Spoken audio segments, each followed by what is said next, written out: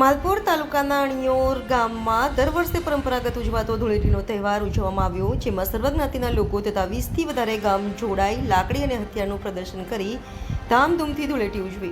આ પ્રસંગે ધારાસભ્ય ધવલસિંહે હાજરી આપી અને ઢોલની મજા માણી હતી. સમગ્ર વિસ્તારના આસપાસના લોકો આ પ્રદર્શન જોવા ઉમટી પડ્યા હતા અને ધૂળેટીનો તહેવાર ધામધૂમપૂર્વક ઉજવવામાં આવ્યો હતો. Reporter Jashubhai Khant, Gujarat crime news, Aravalli.